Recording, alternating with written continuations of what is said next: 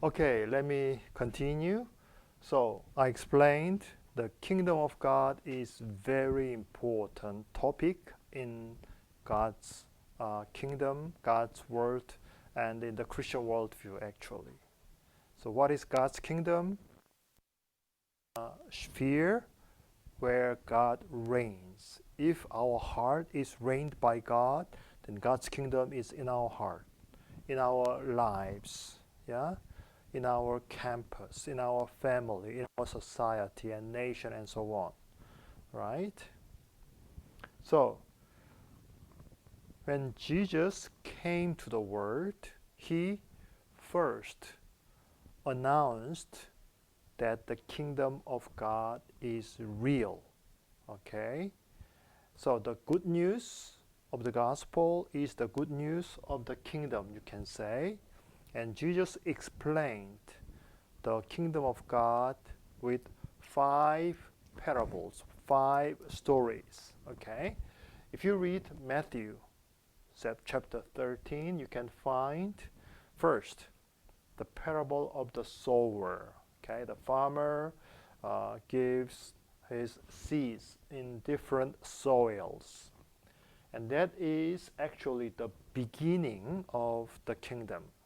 It explains how God's kingdom starts.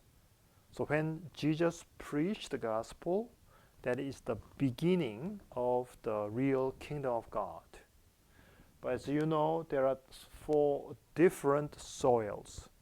There are good soil. There is also very hard soil, soil with stones, rocks, and other thistles, and many other disturbances. So it depends on our response to the word, which is the seed, right?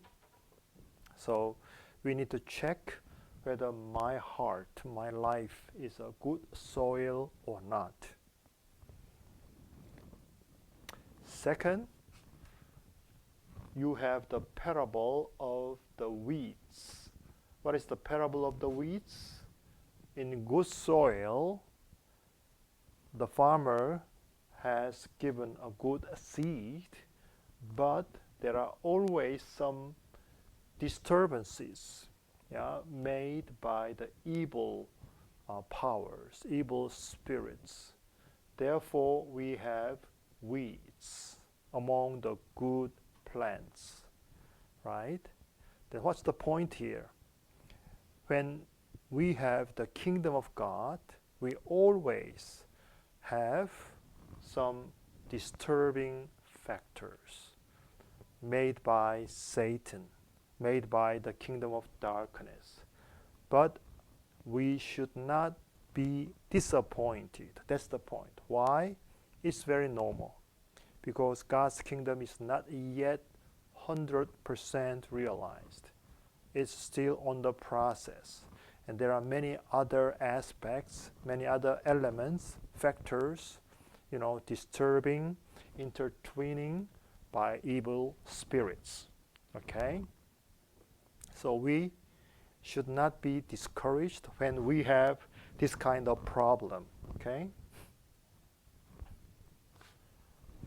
Maybe, coronavirus can be, like this. We want to have a normal life, but we are disturbed by this virus. You see, but we should not give up. We should have the hope. Okay? And now the third point is the secret growth. You have 2 parables, 2 stories. First, the parable of the mustard seed, and the other one is that of yeast. Well, I don't know whether you have seen the mustard seed or not, and yeast, but it's very small, very tiny. But when it was on the ground, it grows, and later on it becomes a big tree, so that birds can come and we can have a rest under the shadow of the tree. Another part is the parable of yeast. It's also very small, but when you put them in a flour, you can have a big bread. Okay?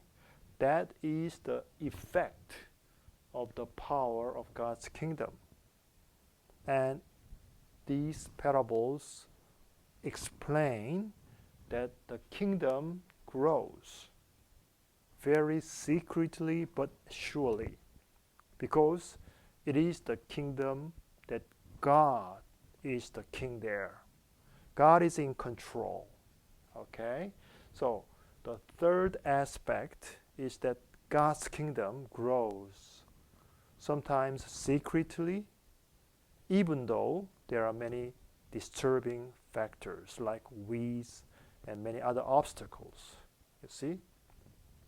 The mustard seed is kind of quantitative growth, like height or volume, and the yeast is more or less qualitative growth.